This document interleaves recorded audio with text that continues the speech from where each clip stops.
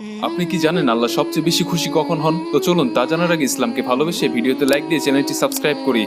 তো জিব্রাইল আলাইহিসসালাম আল্লাহকে জিজ্ঞেস করলেন, আল্লাহ আপনি কিসে সবচেয়ে বেশি খুশি হন? আল্লাহ বললেন, আমি সবচেয়ে বেশি খুশি হই আমার বান্দারা যখন আমাকে সিজদা করে। অতঃপর জিব্রাইল আলাইহিসসালাম আল্লাহকে 30,000 বছর ধরে সিজদা করলেন, কিন্তু আল্লাহ তাআলার পক্ষ থেকে কোনো খুশির বাণী জানানো হলো না। তখন জিব্রাইল আলাইহিসসালাম জিজ্ঞেস করলেন, আল্লাহ আপনি কি আমার সিজদার প্রতি খুশি হননি? আল্লাহ বললেন, ওহে জিব্রাইল শোনো, আমি আল্লাহ এক দুনিয়া তৈরি করব। ওই দুনিয়ার মানবজাতি ও জিন জাতির হেদায়েতের জন্য লক্ষাধিক নবী রাসূলগণকে পাঠাবো।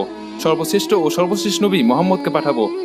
ওই নবীর উম্মত সিজদাতে গিয়ে 3বার করে বলবে সুবহানা রাব্বিয়াল আলা। জিব্রাইল তুমি জেনে রাখো, আমার ওই মাহবুব নবীর উম্মত যখন সিজদাতে গিয়ে সুবহানা রাব্বিয়াল আলা বলে আমাকে ডাক দিবে, তুমি জিব্রাইল 30,000 বছর সিজদা করে যে নেকি পেয়েছো, আমি আল্লাহ তার আমলনামায় এর চেয়ে 40,000 গুণ বেশি নেকি লিখে দিব। সুবহানাল্লাহ।